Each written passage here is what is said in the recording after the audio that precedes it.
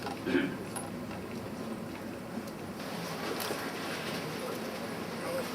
afternoon. His Excellency Dr. Veerappa Moily ji, Minister for Petroleum and Natural Gas of India.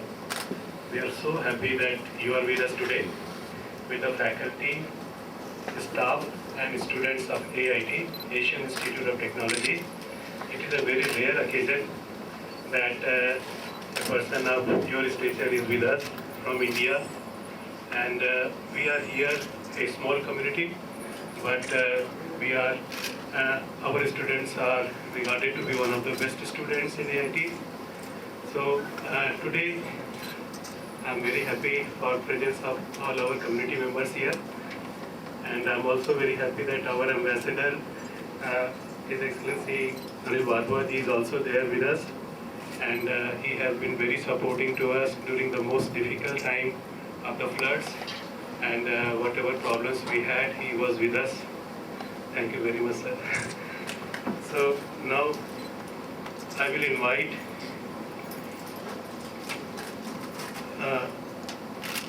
bouquet for welcome to be given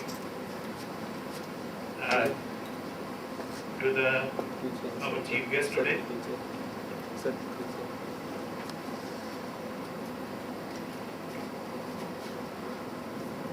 I will invite Dr. Professor Rautre, who is also the Senate Chair and also the advisor, faculty advisor to the AIT Indian Association, to honor our chief guest.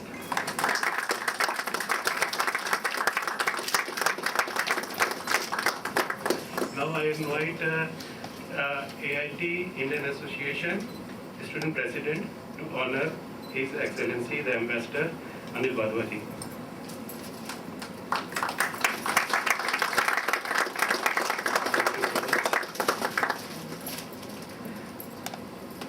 Now I invite AIT Indian Association Student President to say a few words. Honorable Minister, His Excellency our Ambassador Anil Wadhwa ji, respected faculty members and my friends, I am going to present some report about the Indian Association in AIT. Indian Association is home to the Indian community at AIT. It was founded in 1925.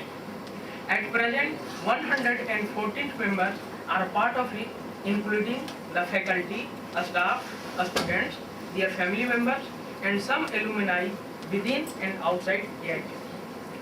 The primary purpose is to preserve, help, and promote Indian culture through its various social events. The other purposes of Indian Association in AIT are to ensure that Indians do not get culturally lost on this foreign land thousands of miles away from home country, to preserve a sense of being at home and share a feeling of home away from home, to guide Indians arriving here through some of the strange and at times shocking changes that they might perceive, to share the great culture and traditions of India with our other non-Indian community in AIT. General activities of Indian Association are Republic Day celebration and welcome to new students of January semester, and Dandiya celebration, Diwali celebration, and farewell to the graduating students. Indian Association field trips. Apart from this, Indian Association is actively involved in various competitions. Indian Association proved its strong presence in AIT by not only participating in all these activities, but by winning many prizes in all these competitions.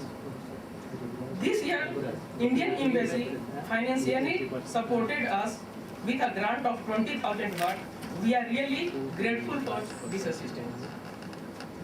AIT is an international, intergovernmental and multicultural exposure is great experience to all of us, and that shapes our personal as well as professional careers in different ways.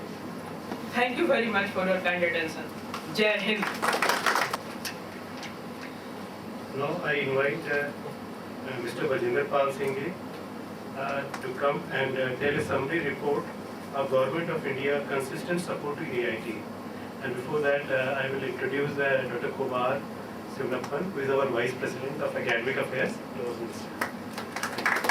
Honorable Minister, Honorable Ambassador, fellow countrymen and countrywomen. I will take this opportunity to highlight the association of the Government of India with AIT. Now, the Indian influence pervades AIT at all levels. At the governance level, since 1975, an Indian association has been involved with the Board of Governors, directors of AIT, chairpersons of AICTE, and lots of other prominent people like Professor Ashok Chandra have been involved with the Board of Governors. Since 2000, every successive Indian ambassador has been a member of AIT Board of Governors, Board of Trustees. It's not just the governance level that AIT is important. In the faculty level, one of the two acting vice presidents, Professor Sivanappan Kumar, is from India. The chair of the Academic Senate, Professor Rautre, is from India. In fact, India provides the second largest faculty after Thailand at AIT. Apart from this, from the business sector, people like Narayan Murthy, Ratan Tata have been associated with AIT. At the student level, we currently have about 72 students from India.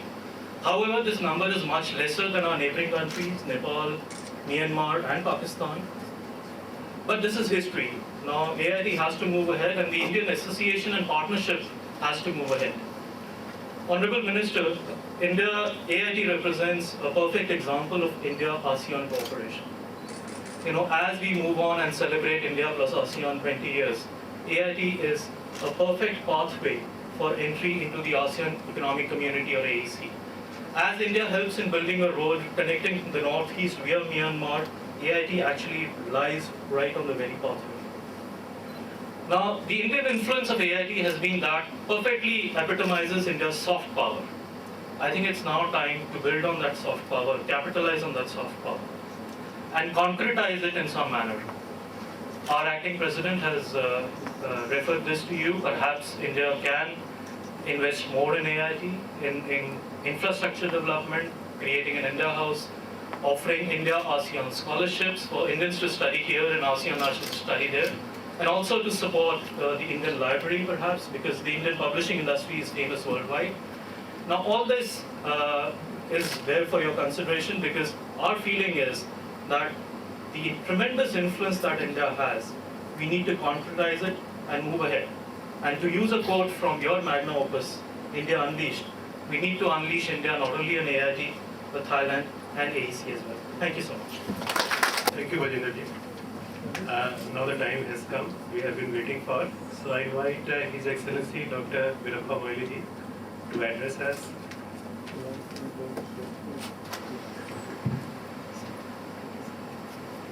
Mr. His Excellency, Mr. Anil Wadhwaji, Dr. Nitin Tripathi, Professor Rautre, Professor Kumar, Mr. Vijinda, members of the faculty of AIT, my dear students, friends. I'm quite happy to associate with you today, particularly with the Indian community. The Indian community has a universal virtue. That is Vasudhaiva Kutumbakam. That means we always consider that we belong to the entire world. That's the basic tenets of our philosophy, virtues. That is why wherever Indians go, they always, they mix up, melt with the rest of the community. And I'm quite happy that, here in Thailand, you are not in a foreigner's land. You always feel that this is our land. Because, the kind of ethos, Indian ethos, which prevail, that means to say we need to further that Indian ethos, which is already around you. Pre-independent day, I think about, 1 century back, 5 Parsis, Epiroti king, a vassal king at that time, small kings were there. I think in Maharashtra, in one of some part of Maharashtra. Then the king, the said practically that they have come as merchants and do some business. Then the king said there are no vacancies because ultimately they offered them 5 cups of milk to show that this is the only thing which I can offer you, and you may not have any, you cannot mingle with the society. They asked the king to provide them the 5 candies of sugar. Then they put the sugar in the milk. Milk did not overflow. Like that, Indian community is such, whenever they go, they melt with the community around. I think you must have observed when I spoke that, when I had a dream of building a Silicon Valley in Karnataka. I did not do it suddenly. I, prepared the professionals, particularly engineering, medical, and gave a good standard of education. Then, build this infrastructure. Then that's how a lot of preparation was done. And today you can find every third big, the software industries, firms you have in Silicon Valley is in India. That is why professional competence is always important. That will make you acceptable to every community you have around. This is an institution where there are a lot of opportunities. Like SN, as rightly said, Mr. Bajinder, also that there are a lot of scope to build this. I know it is through institution that India should project itself. That is always good for us. Build this, we are capable of building institution. When I remember, when I was when I was finance minister in Karnataka, I had the idea of building a national school university in Bangalore. Bar council of people came. I said, you establish here. I gave them the land, the money, everything. And my assembly, there was a big debate. How can you give so much of land to the one law school? They thought it's just a law school. Then how can you give so much of money to one law school? You could have distributed among a lot of law schools. I said, no. This is one school, it's the school of the future. You must have heard now. There are 14 such national law school university, and even now, world over, there is a big demand for those. More than IIT, IIM, the law students of the law school university, are very much sought after. I'm telling you, this is the advantage of building institutions. Same people, same Indians, same professors, but you have a focus. Whatever you do, wherever you go, you need to build that kind of an excellence, which is possible. When you build an engineer, he should be a Pakka engineer, total concentrate. This is how, doctors and engineers of Karnataka have still a good, excellent name. That is how, the students coming out from the National Law School University has a big name. In all the law firms, wherever they go, they will be successful. Why not? After all, not that, I brought some professors from Hemen to the National Law School University. Or I have not brought some people from Hemen to any engineering or medical college in Karnataka. That means to say that, capacity building is very important. Dr. Manmohan Singh asked me, there was a big galata, you must have come to know, when we wanted to expand the capacity of the IITs and IIM, maybe in 2005 or 2006.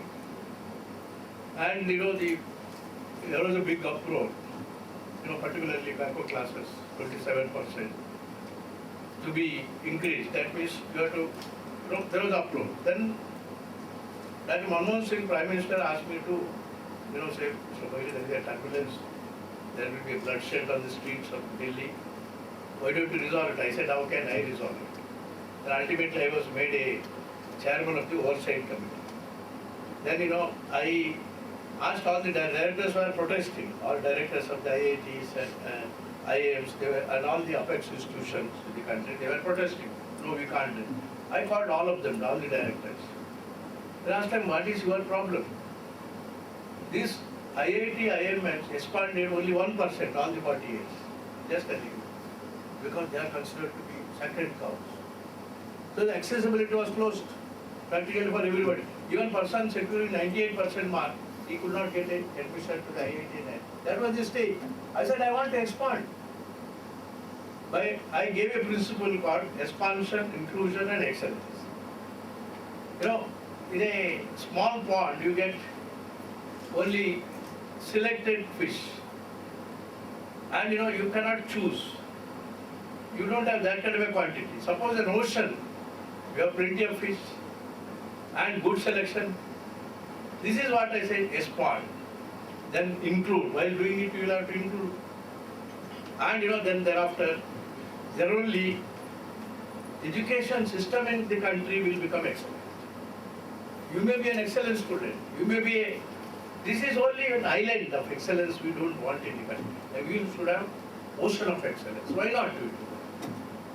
Then I said, what is that? No, we don't have it. All right, I gave at that time 18,500 crores for building infrastructure to all these institutions. All right, they asked for 15,000, I gave 18,500. Prime Minister readily agreed. Then I said, all right, 27% means it will prejudice to the other heritage student.